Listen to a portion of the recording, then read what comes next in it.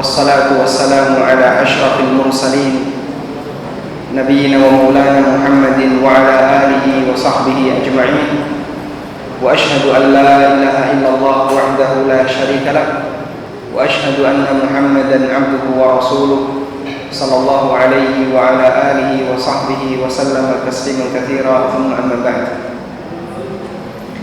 Alhamdulillah, kita bersyukur kepada Allah Subhanahu wa taala di waktu duha yang cerah ini kita bisa belajar bersama. Semoga Allah Subhanahu wa taala memberkahi setiap ilmu yang kita pelajari. Masih kuat belajar jemaah? Ada yang ikut 3 kali pagi ini? Ikut 3 kali berturut-turut. Ikut 3 kali ya. Yang di Krian tadi ikut. Di sini. Sebelumnya di Semanjang, kemudian di Masjid Jami' Maki. Sekarang ini masjid apa ini? Assalam. Baik.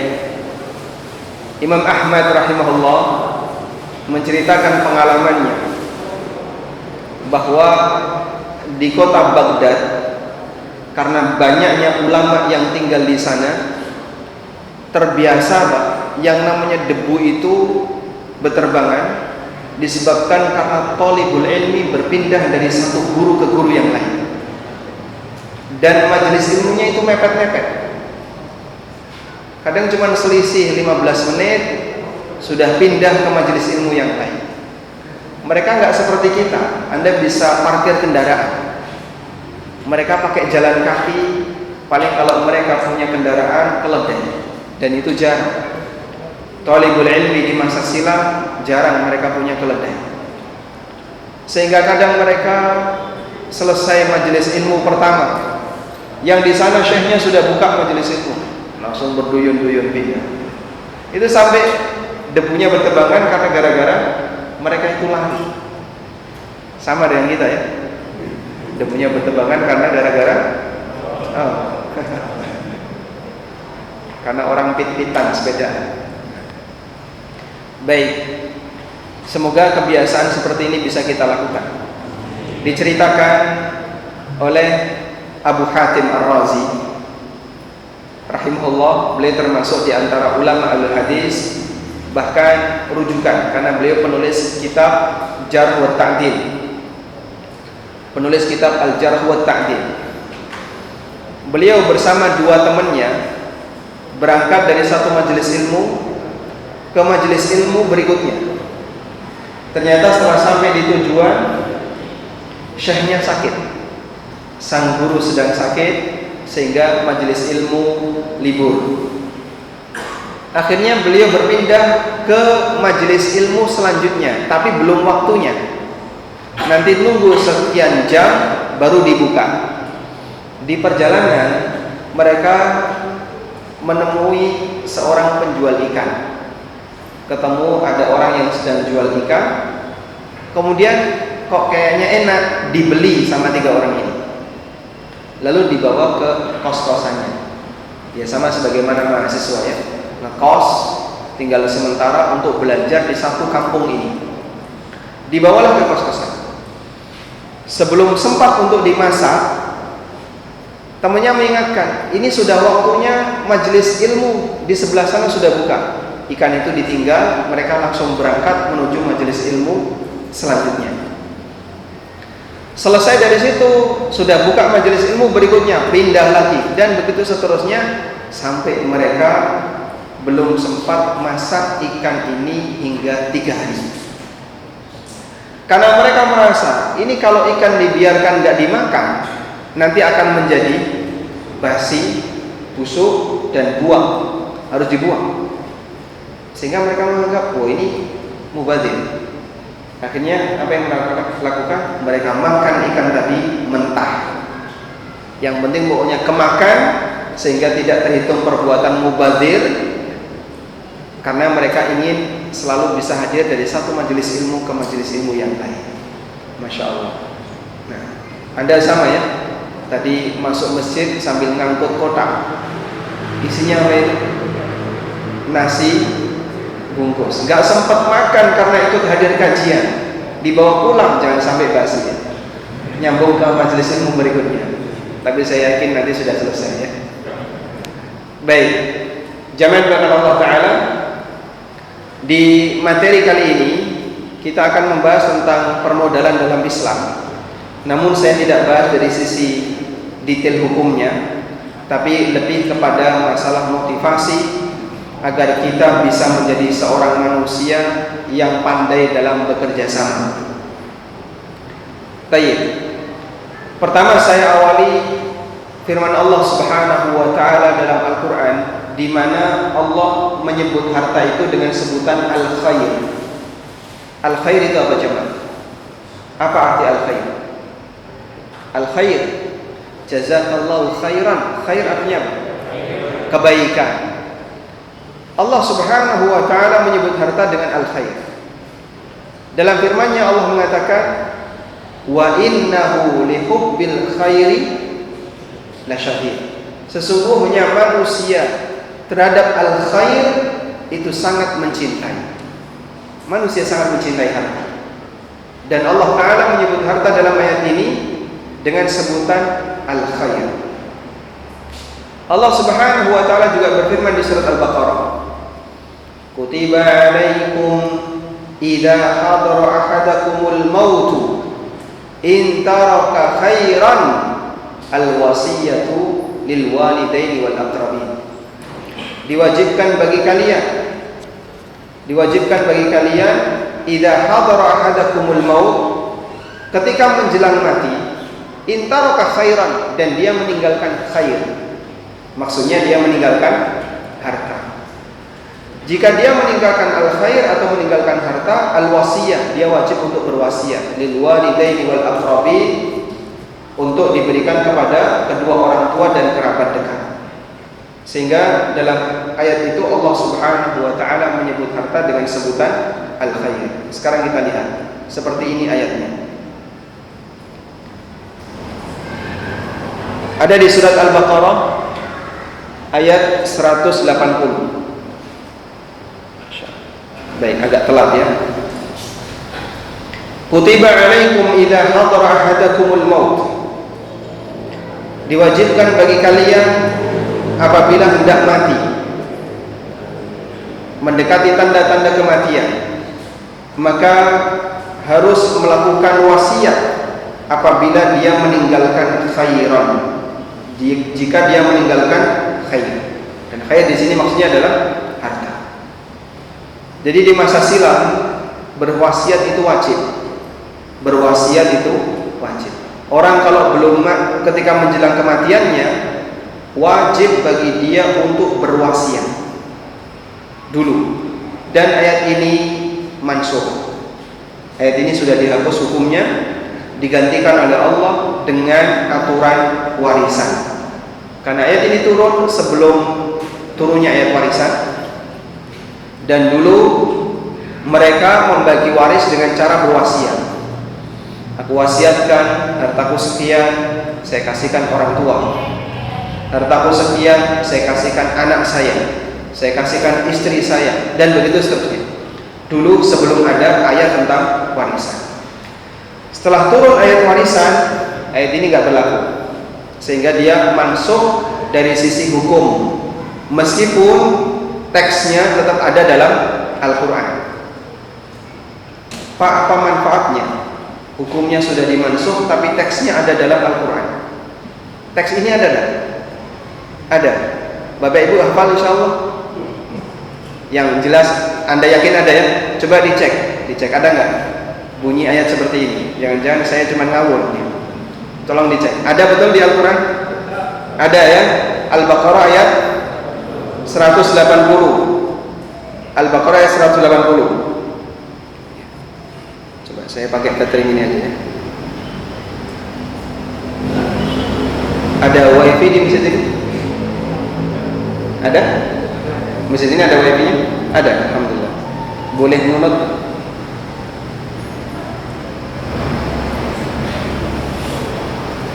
Sudah konek ya? Masjid Asal. Yang ini sudah. Ini udah. Oh ini. Ya, sudah konek. Oh masya Allah. Alhamdulillah. Alhamdulillah sudah konek ya. Baik.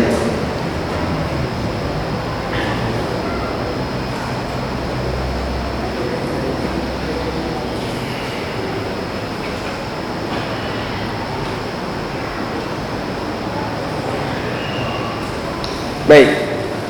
Sekarang kalau Anda ditanya, apa manfaat sebuah ayat yang sudah dihapus hukumnya tapi teksnya masih ada di Quran? Manfaatnya apa? Apa manfaatnya? Satu, untuk mengenalkan kepada kita bagaimana hikmahnya Allah. Karena salah satu bagian dari hikmah Allah adalah Allah menetapkan hukum sesuai dengan kondisi hambanya. Sehingga ketika ada seorang hamba ini lebih cocok dengan hukum A, Allah kasih hukum A. Terjadilah perubahan. Hamba sekarang mengalami perubahan seperti ini, Allah ganti dengan hukum B, maka berlakulah hukum B, hukum A tidak berlaku. Dan Allah zat yang hakim, maha bijaksana. Yang kedua, kita meyakini bahwa Allah Subhanahu wa taala adalah zat yang maha menghakimi. Sehingga hak tunggal dalam menetapkan hukum Allah, manusia enggak punya hak. Terserah Allah. Allah mau ganti A, ganti B, ganti C, kan terserah Allah. Maka hamba hanya bisa mengikuti saja, nurut terhadap ketetapan dan keputusan Allah.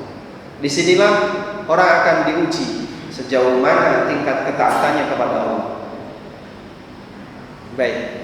Yang ketiga, memperkenalkan kepada kita bahwa dalam masalah ibadah intinya adalah ikuti zat yang kita sembah, Allah Azza wa Jalla. Maka Allah mau menetapkan hukum apapun, kamu harus mengikuti dan gak boleh protes. Ini kok pelin-pelan kenapa? Kemarin A, sekarang bilang B. Subhanallah, maha suci Allah dari kondisi seperti ini.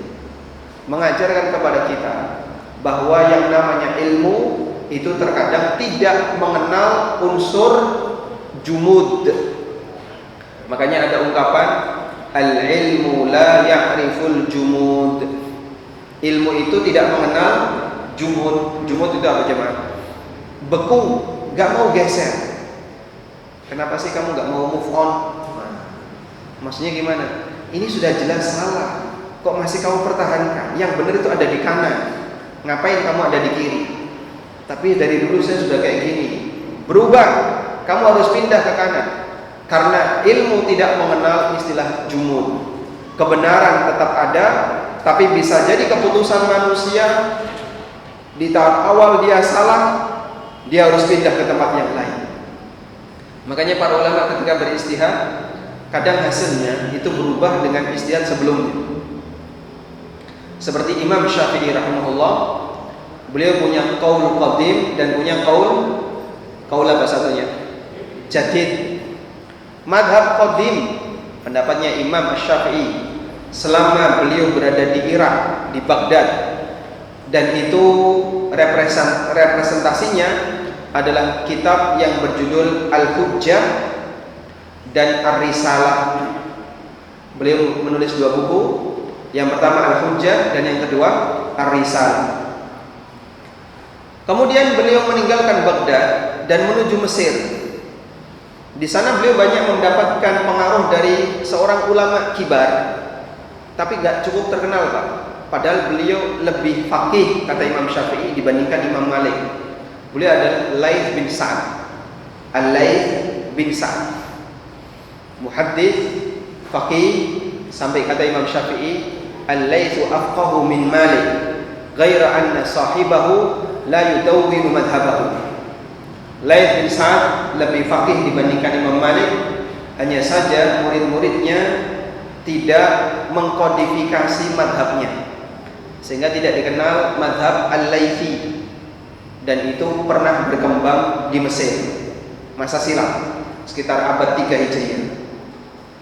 Kemudian hilang karena tidak ada yang melestarikan. Nah, Imam Syafi'i mendapatkan pengaruh dari Laits bin Sa'ad, lalu beliau menyampaikan fatwa yang baru. Beliau menyampaikan fatwa yang baru, di mana dalam fatwa itu dikodifikasi jadilah qaul jadid. Buku yang memberikan representasi untuk qaul jadid itu kitab Al-Um dan Ar-Risalah Al-Jadidah. Baik. Kembali ke sini jemaah. Allah Subhanahu wa taala menetapkan sebuah hukum yang dalam hukum itu terjadi perubahan, dan itu haknya Allah, hamba tidak bisa protes. Salah satunya adalah di Al-Baqarah ayat 180. Kita kembali ke masalah harta. Allah sebut harta dengan sebutan apa tadi? Artinya apa? Memberikan isyarat. Kalau kita punya harta, pastikan harta itu mendukung kebaikan, sehingga tidak ada nilai baiknya pada saat seorang hamba punya harta namun ternyata tidak dia maksimalkan untuk mendukung kebaikan. Selanjutnya kita beralih kepada satu hadis berkaitan dengan masalah potensi yang Allah berikan bagi umat manusia. Saya kasih judul harta kok nganggur. Kita semua punya potensi. Saya punya potensi, bapak-bapak, ibu-ibu juga punya potensi. Potensi kita sama atau beda? Sama atau beda? Sama ya? Kalau sama nanti tidak terjadi interaksi. Allah takdirkan potensi para hamba itu berbeda-beda. Ada yang lebih unggul di sebelah kanan, ada yang unggul di depan, ada yang unggul di belakang, atas, bawah, dan seterusnya, sesuai dengan apa yang Allah kehendaki. Karena potensi berbeda, terjadilah interaksi di antara mereka. Begitu ya? Dan itu disabdakan oleh Nabi SAW. Rasulullah SAW pernah mengatakan, An-nasu ma'adin. An-nasu ma'adin. Manusia itu seperti barang tambang. Barang tambang jamaah, satu jenis atau banyak jenis? Banyak ya. Nilainya sama atau beda-beda? Beda-beda. Ada yang kecil, mahal. Ada yang segunung, harganya sama sebagaimana yang kecil tadi. Ya. 1 gram emas berapa sekarang? 900. Segunung pasir berapa? Sama dengan 1 gram emas tadi. Sehingga mereka punya potensi yang berbeda dan nilainya beda. Dan manusia saling membutuhkan antara satu dengan yang lain. Ada enggak dalam sebuah kehidupan orang itu hanya mengkoleksi satu jenis barang tambang? Tidak ada ya. Saya hanya butuh emas, selain emas saya nggak mau. Bapak bangun rumah apa pakai bataku emas, keramiknya emas, nanti toiletnya emas? Tidak, tetap dia akan butuh pasir, dia butuh kerikil, dia butuh semen, dia butuh yang lainnya untuk melengkapi bangunan yang dia butuhkan. Kita juga sama, saling membutuhkan meskipun nilainya beda. Ada sebuah barang tambang yang kecil dan mahal. Ada yang dia dibutuhkan manusia tapi nilainya lebih murah. Rasulullah SAW gambarkan seperti ini. An-nasu ma'adin. Manusia itu seperti barang tambang. Khiyaruhum fil Islam, khiyaruhum fil jahiliyah idza faqahu. Yang terbaik di antara mereka dalam agama Islam adalah yang punya banyak ilmu agama, yang mereka memiliki banyak potensi idza faqahu, dan dia memiliki ilmu agama. Saya ulang, yang terbaik di antara mereka adalah yang memiliki potensi dan dia paham agama. Kenapa ada syaratnya harus paham agama?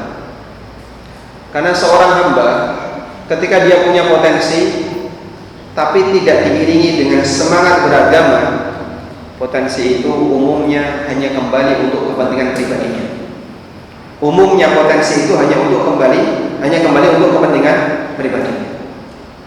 Sing sugih ya sugih nggo awake dhewe.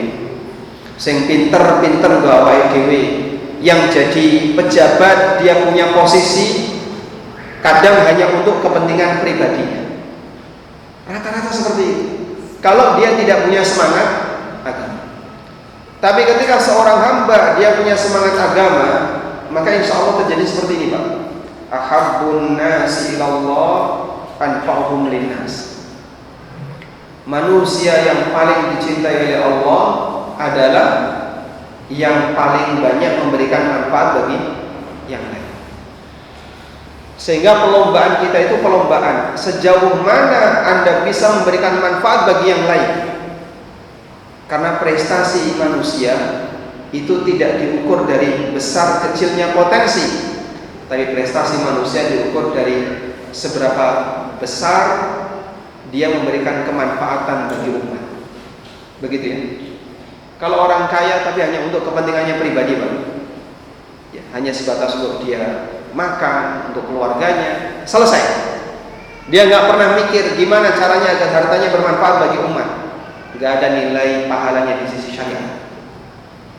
Ada manusia punya jabatan tapi hanya untuk kepentingan pribadinya, nggak ada nilai lebihnya dalam syariat. Tapi ketika Anda punya potensi dan potensi itu Anda gunakan manfaatnya kembali kepada umat, disinilah Anda punya satu nilai prestasi. Kita berlomba di sana. Karena kita punya potensi yang berbeda-beda, maka dianjurkan bagi kita untuk saling menutupi. Nah, salah satu di antara contohnya di hadis di bawah ini.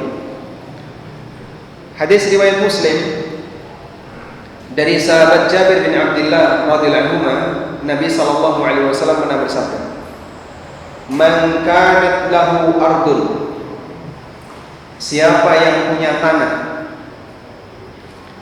"falyazra'ha," hendaknya dia kelola tanah itu. Siapa yang punya tanah, hendaknya dia kelola tanah itu. Fa illam yazra'ha, kalau dia nggak bisa mengelola tanah itu, fal yuzriha akha, hendaknya dia berikan kesempatan kepada saudaranya untuk mengelolanya. Maksudnya gimana, Pak? Rasulullah SAW menyebutkan salah satu potensi harta berupa apa? Tanah, berupa tanah.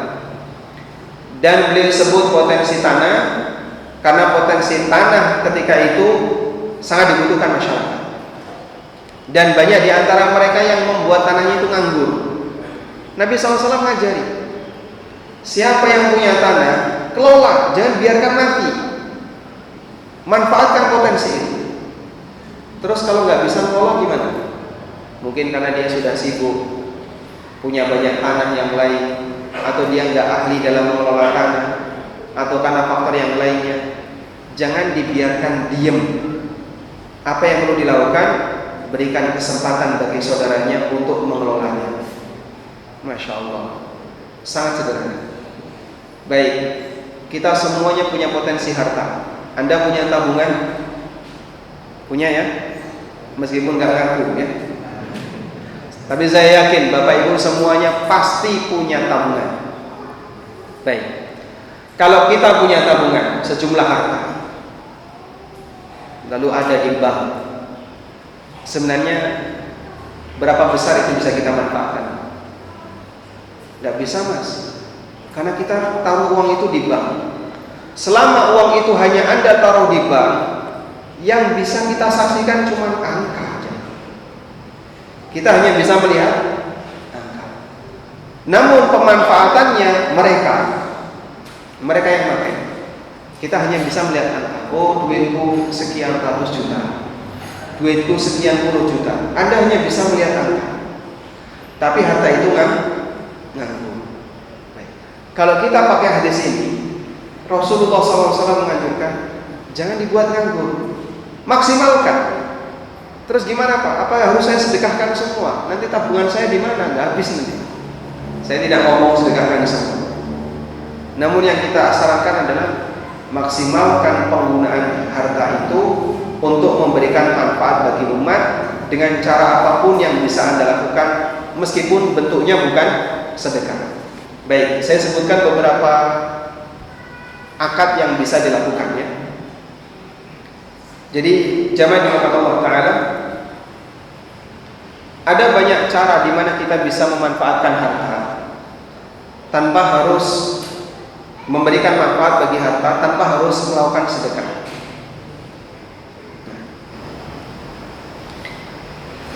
Di Jogja saya membuat sebuah lembaga ya, namanya IBR, IBR ini singkatan dari Indonesia Bersih Riba.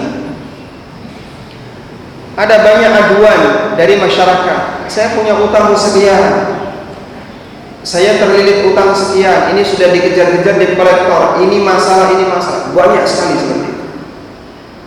Nah ini kalau nggak ditangani, dibiarin aja, kita berarti belum bisa menggunakan potensi umat untuk bisa dimanfaatkan oleh umat. Tadi pagi di Masjid Jami' Makki saya sampaikan ya, sebuah provider e-wallet kalau dia hanya punya 1 juta pengguna, jika transaksi masing-masing per hari 10.000, berarti dalam waktu sehari mereka dapat berapa? Mereka dapat dalam transaksi itu 10M sehari. Itu kalau kita pakai angka kasar saja, hanya 1 juta pengguna. Coba kalau nilai itu dipakai untuk menutupi utang kaum muslimin yang terjebak debt collector yang jumlahnya banyak, akan sangat bermanfaat bagi umat. Baik, belum ada solusi bagi mereka. Baru saja saya dapat WA dan dia berharap sekali bisa dibantu. Dia punya utang senilai 450 juta. Pak, mohon maaf kalau segede ini kami belum sanggup. Lalu dia bilang, ini ada tawaran dari bank dengan nilai bunga lebih kecil, boleh nggak saya ambil lalu saya gunakan untuk menutupi utang saya yang pertama, sehingga beban utang saya jadi lebih ringan. Wah, ini sama dengan nyiram kencing dengan kencing. Najisnya tetap ada nggak? Hah? Membersihkan najis dengan najis. Anda mau menghilangkan maksiat, tapi pakai maksiat yang baru. Namun gimana lagi solusinya? Saya mau butuh uang 450 juta ini. Tidak ada kaum muslimin yang mau bantu. Sampai dia bilang, andaikan saya hidup di zaman Nabi, mungkin beliau akan nyuruh Utsman bin Affan untuk bantu saya. Saya batin, rumang samu.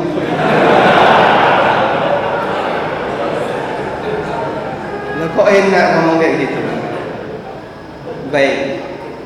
Nah, IBR ini saya buat salah satunya sebagai solusi untuk menjawab itu. Jadi begini jamaah, ada banyak sekali orang yang butuh utang dalam rangka menutupi utang, tapi kalau bisa tanpa bunga. Jadi kita sering sebut dengan pinjaman lunak, begini ya, pinjaman lunak. Cuman di zaman sekarang, bank mana yang bersedia seperti ini? Tidak ada. Namanya pinjaman, mereka pasti berharap apa? Margin. Dia punya keuntungan. Baik. Bisa nggak potensi umat digabungkan di sini, sehingga dia bisa mendapatkan pinjaman lunak tanpa bunga dengan menggunakan dana umat? Wah, itu ya cukup berat. Perlu ada skema akad yang benar. Baik. Terus yang jadi pertanyaan, sumber dananya dari mana IBR ini sehingga bisa memberikan pinjaman lunak? Nah, sumber dananya juga dari pinjaman juga, pinjaman lunak juga. Saya menyampaikan kepada para jamaah, Bapak Ibu punya duit nganggur? Punya, alhamdulillah. Silahkan taruh di tempat kami. Anda taruh di bank, nggak boleh dapat bunga, nggak boleh dapat riba. Anda taruh di tempat kami, insya Allah tidak berbunga. Kan sama-sama nggak ada untung kan? Cuman bedanya, kalau duit Bapak ditaruh di bank, dimanfaatkan oleh pengusaha-pengusaha asing. Tapi kalau duit Bapak ditaruh di tempat kami gunakan untuk ini, memberikan pinjaman lunak. Sudah? Lalu kami nyebutnya sahabat ya. Para sahabat setelah dia mendapatkan pinjaman lunak, dia kembalikan, bayar utang tanpa bunga sesuai dengan kemampuan. Sudah?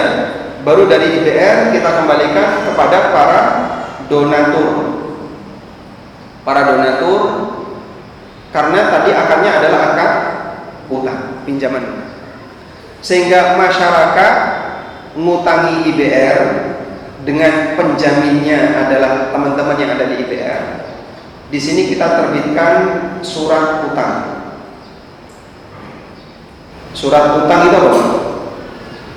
Apa tadi? SOK ya. Kita terbitkan SOK. Ada surat utang bentuknya seperti piagam gitu ya. Bahwasanya IBR punya utang nilainya sekian kepada fulan, namanya ini, nilainya sekian, dan nanti akan diambil dalam waktu sekian. Teknis yang kita gunakan, jeda waktu antara yang pertama dengan yang kedua dibedakan. Dua lebih gede jeda waktunya dibandingkan yang pertama. Kalau ini bisa jadi ukurannya tidak boleh lebih dari setahun. Saya utangi kamu, tapi harus lunas sebelum sekian bulan atau setahun. Dan yang kedua, kita buat lebih panjang. Wahai para donatur, silahkan taruh uang di tempat kami dengan akad utang dan minimal waktunya selama 2 tahun. Kalau kurang dari 2 tahun, kami keberatan. Karena ini mau kami putar keluar dengan rentang waktu 1 tahun. Nah, sehingga kita punya spare waktu untuk mengumpulkan dana. Pada saat donatur ini mau menarik uangnya, dana itu sudah siap. Baik, sanggup kira-kira buat seperti ini jemaah? Di Surabaya? Baik, modalnya cuma satu, Pak. Kepercayaan. Modalnya cuma itu. Nah, kalau masyarakat belum percaya, sulit kita bisa membuat kerjasama seperti ini. Potensi Anda yang nganggur di bank itu bisa dipakai untuk menutupi utang kaum muslimin yang membutuhkan. Mereka nggak punya solusi selain bank, balik lagi ke bank, kasihan. Kemarin sampai ada, bahkan ini dari Surabaya, tanya ke kami, Pak Ustadz, boleh nggak saya jual ginjal? Karena saya punya utang nggak lunas-lunas. Masya Allah. Teman Surabaya apa nggak ada yang bisa bantu? Ya, kalau personal, Pak, saya punya utang 100 juta. Anda utang ke person-person, mana ada yang mau percaya? Kadang teman akrab saja kita masih curiga. Wah, nanti terus kalau utangnya nggak balik gimana? Nah, kita bisa gunakan dengan metode jamaah seperti ini. Anda bisa secara berjamaah mengumpulkan potensi umat. Kalau potensinya banyak, ditanggung banyak orang, kemudian kita bisa mengembalikan atau memberikan utang kepada kawan-kawan yang terjerat riba, Masya Allah. Ta'awun 'alal birri wat taqwa. Baik. Di samping itu, jamaah, sumber pemasukan yang diterima oleh IBR tidak hanya berasal dari utang. Kita juga punya sumber pemasukan yang lain. Sehingga di IBR itu kita menerima beberapa sumber pemasukan yang lain. Ada yang bentuknya zakat. Belum muncul ya, mohon ditunggu, delay. Ada yang bentuknya wakaf tunai. Ada yang bentuknya penyaluran riba, uang riba. Ada yang bentuknya utang. Jadi kita buka kesempatan banyak keran agar teman-teman bisa milih yang mana. Terus itu bedanya apa, Pak? Antara satu akad dengan akad yang lain. Kalau utang berarti harus balik kepada donatur, gitu ya. Dia ngutangi IBR 10 juta, IBR jamin akan kembalikan 10 juta di rentang 2 tahun.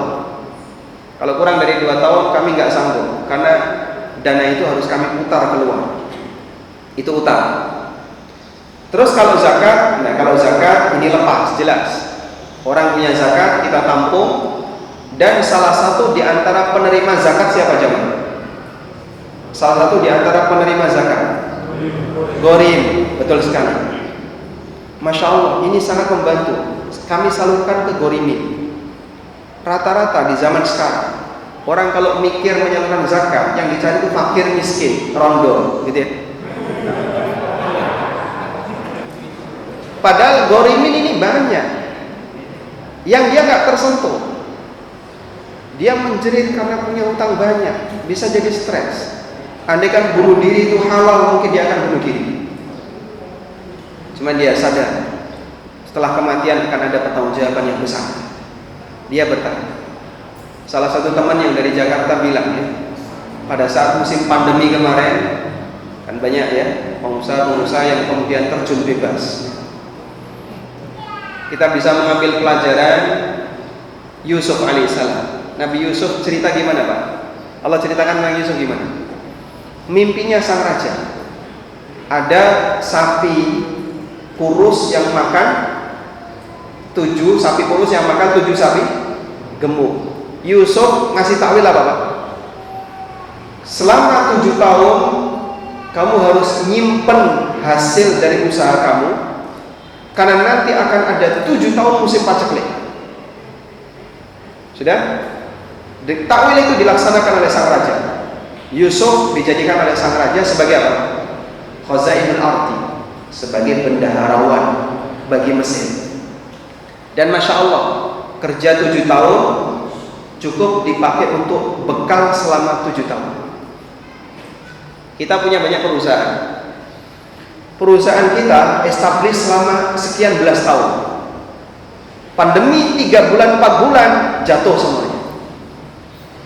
Padahal cuma ukuran bulan Pak, belum ukuran tahun ya. Jadi kalau orang dulu dia kerja 7 tahun bisa dipakai untuk bekal selama 7 tahun.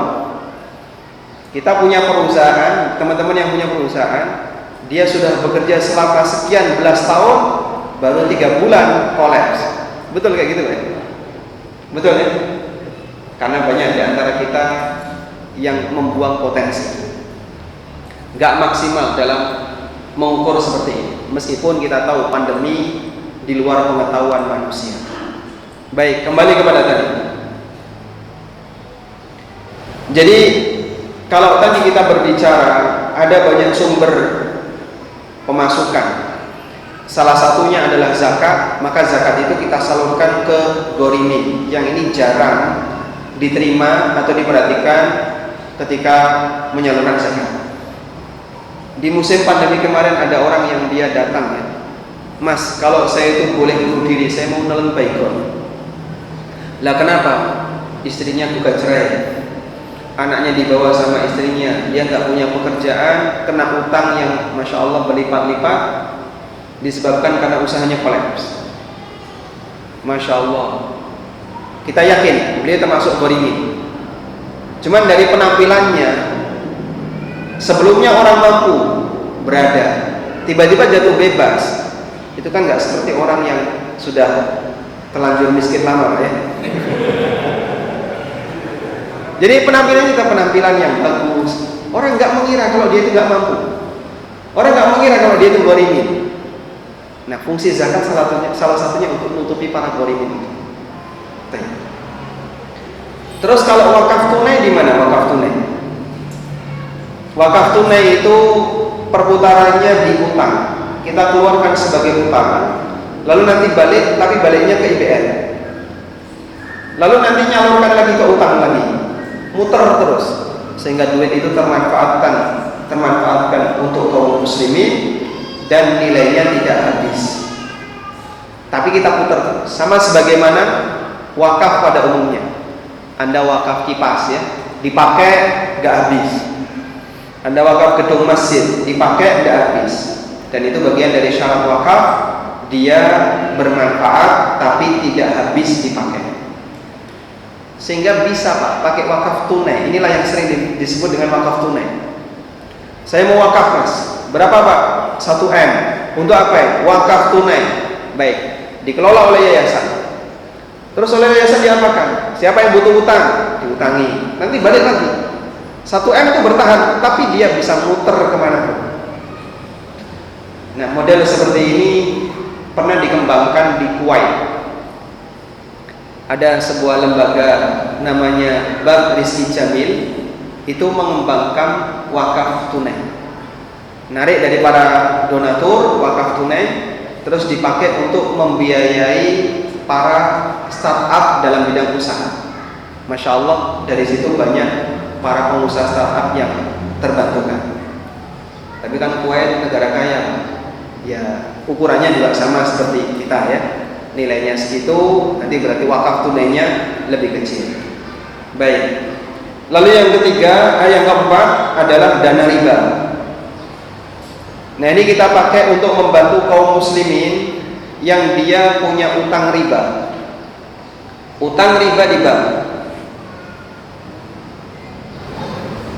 Dalam utang riba itu ada pokok plus riba. Ini Pak ya?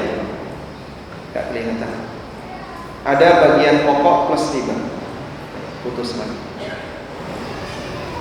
Bagian pokoknya tetap menjadi tanggung jawab nasabah. Anda kami bantu dengan utang untuk menutupi pokok. Ribanya kita tutupi dengan riba. Ribanya kita tutupi dengan riba. Karena riba itu bukan kewajiban kaum muslimin untuk membayarnya, maka riba tadi kita gunakan untuk menutupi riba.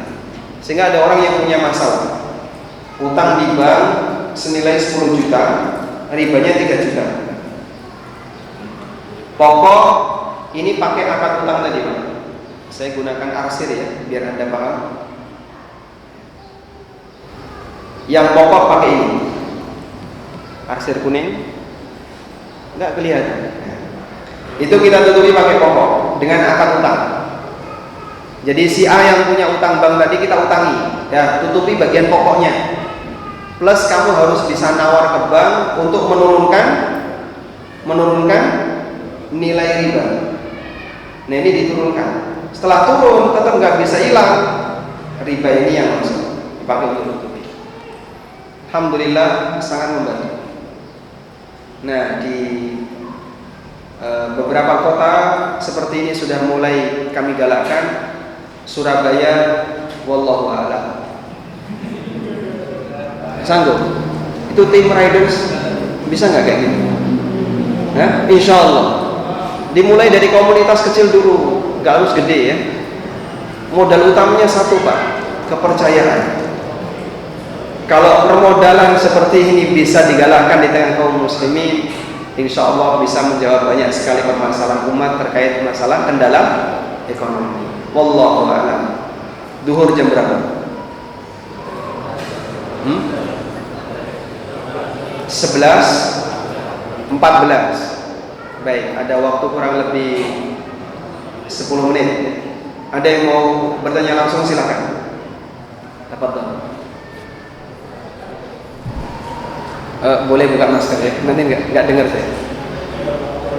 Waalaikumsalam warahmatullahi wabarakatuh.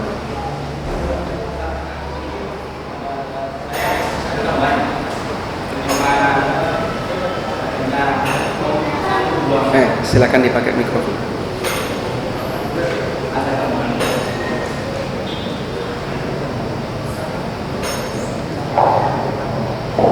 Ada teman terima dana riba terus pakai untuk pembangunan fasum,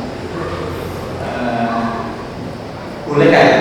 Terus di pada saat pembangunan fasum itu pokoknya ada pekerja yang kita ambilkan upahnya dari dana itu, boleh itu?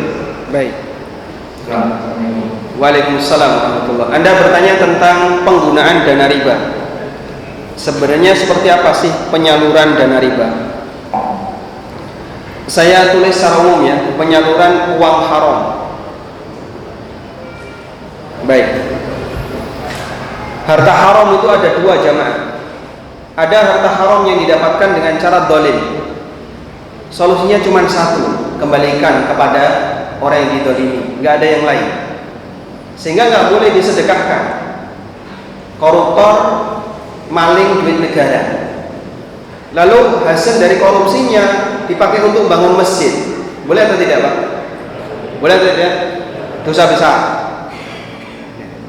Dan disebutkan dalam hadis riwayat Bukhari, koruptor meminta syafaat kepada Nabi SAW, nggak dikasih. Beliau SAW pernah bersabda, la ulfiyanna ahadukum yaji'u yawmal qiyamati wa huwa yahmilu al-ibil yahmilu al-ba'ir lahu rugha wa qala ya Rasulullah aghithni faqultu la amliku laka min Allahi syai'an qad ablaghtu. Jangan sampai besok di hari kiamat aku ketemu kalian dalam keadaan membawa harta korupsinya dipikul di pundaknya. Lalu dia mengatakan, ya Rasulullah, tolonglah aku ya Rasulullah, aghithni.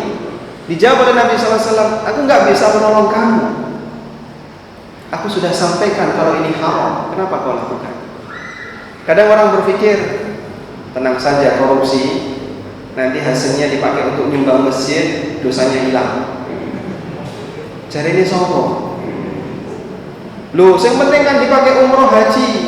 Begitu selesai umroh, seperti anak yang baru keluar dari rahim ibunya, nggak punya dosa. Rumangsamu ibadah pakai harta haram nggak sah, tidak diterima oleh Allah Subhanahu Wa Taala. Baik, ini yang pertama. Yang kedua, harta haram yang didapatkan dengan cara saling ridho. Contohnya riba tadi ya. Riba itu saling ridho atau dolim? Saling ridho, meskipun hakikatnya kedoliman. Baik. Nah, penyaluran untuk harta haram yang saling ridho itu diapakan Pak? Ulama khilaf. Ada yang mengatakan sebagaimana membersihkan najis, sebagaimana membersihkan najis. Masya Allah. Anda kalau membersihkan najis, siapapun atau benda apapun yang memanfaatkan najis itu nggak pernah kita pikir, betul ya? Ada kotoran di kaki kita, lalu Anda bersihkan, begitu jatuh ke sungai langsung dimakan lele. Anda nggak pernah berpikir, saya mangan boh lele, boh nila, terserah. Yang penting pokoknya di kaki saya nggak ada najis, begitu ya? Dompet kita ada riba. Ini gimana Pak? Sudahlah, pokoknya Bapak salurkan kemanapun, yang penting pokoknya najis ini, harta haram ini nggak ada di dompet kamu. Berarti siapapun penerimanya boleh, betul.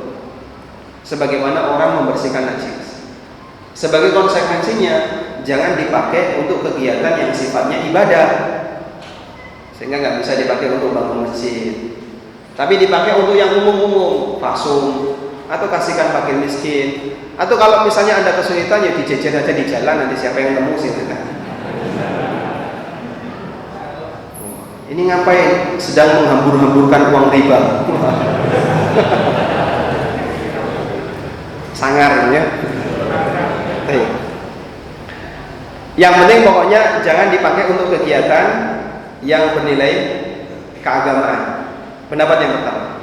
Pendapat yang kedua, boleh dipakai untuk kegiatan sosial apapun, baik keagamaan maupun non keagamaan. Dan ini pendapatnya Syekh Dr. Abdullah Jibri rahimahullah. Sehingga boleh menyalurkan riba untuk bangun masjid, sebagaimana boleh menyalurkan riba untuk kepentingan umum, perbaikan jalan dan seterusnya. Dan pendapat yang kedua ini insya Allah lebih mendekati, sehingga nggak jadi masalah kalau dana riba itu Anda gunakan untuk membangun lembaga pendidikan atau untuk bangun masjid atau semacamnya. Wallahu a'lam. Cukup? Nah, satu lagi.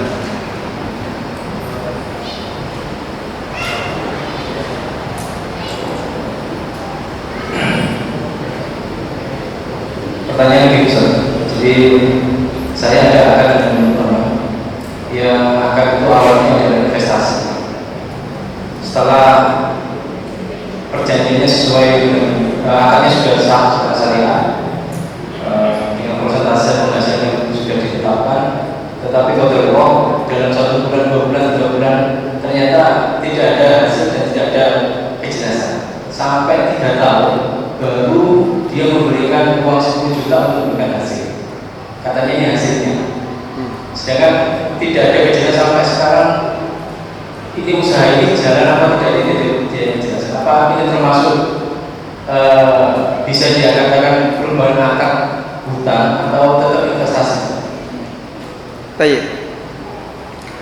Ada pernyataan yang disampaikan oleh As-Suyuti kalau tidak salah ya, bahwa mudharabah itu tidak boleh diubah jadi utang, sebagaimana utang tidak boleh diubah jadi mudharabah. Ada?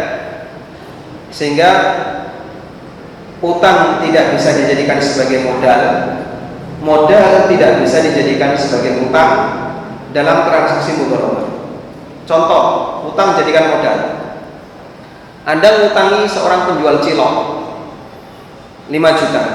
Terus duit itu dipakai untuk usaha cilok. Anda tahu, baru tak utangi, dia terus beli sepeda, gerobak, dan jualan cilok dengan angka 5 juta tadi. Kemudian untung, mulailah muncul dalam diri kita keinginan untuk dapat hasil. Lalu datang ke orang ini, tolong ya, saya nanti dikasih bagian. Utang yang kemarin saya kasihkan ke kamu, anggap saja itu sebagai akad mudharabah. Saya kasih modal ke kamu. Tidak bisa seperti itu. Sehingga utangnya berubah jadi mudharabah. Sebaliknya, ada orang melakukan akad kerjasama mudharabah. Saya kasih modal kepada A. Lalu A dipakai untuk unit usaha. Ternyata gagal. Turun sampai modalnya habis. Nah, saya nggak terima. Kemudian saya bilang kepada A, akad kita kemarin utang ya, bukan mudharabah, tolong kembalikan. Lu kok enak, nek bati njaluk bagi hasil, nek rugi ra gelem nampa, umum seperti itu. Rugi nggak mau rugi. Begitu untung dia ingin dapat. Ini orang yang dia belum bisa dewasa dalam melakukan akad kerjasama. Terus yang benar gimana Pak? Setiap peluang untung harus berbanding lurus dengan resiko rugi. Sehingga siapa yang ingin dapat untung berarti harus siap dengan resiko rugi. Itulah keseimbangan dalam akad mudharabah. Baik, sekarang Bapak sudah ngasih modal, dipakai usaha oleh orang ini, tapi nggak ada kejelasan. Sahibul mal berhak meminta pertanggungjawaban. Tolong Mas, saya dikasih laporan perjalanan uang ini seperti apa. Berhak Bapak ya. Kalau dia nggak ngasih gimana? Kalau dia nggak ngasih, Bapak bisa lihat unit usahanya ini sebenarnya ada atau tidak, atau fiktif. Saya khawatir bisa jadi 10 juta yang tadi diserahkan kepada Anda itu sebenarnya bahasanya tombol hati gitu ya, biar nanti Bapak tetap tidak curiga. Akhirnya dikasihlah 10 juta, ngakunya bagi hasil, padahal belum tentu itu dari hasil usaha yang bersangkutan. Silahkan minta laporan real untuk memastikan 10 juta ini apakah betul bagi hasil ataukah hanya sebatas uang pribadi dia yang mau dia kembalikan. Baik. Wallahu a'lam. Sudah zuhur Pak? Masya Allah. Baik. Baik, demikian yang bisa kita sampaikan. Semoga menjadi kajian yang bermanfaat. Wassallallahu ala nabiyyina Muhammadin wa ala alihi wa sahbihi wa sallam. Wa akhiru da'wana alhamdulillahi rabbil alamin. Subhanakallahumma wa bihamdika asyhadu an la ilaha illa anta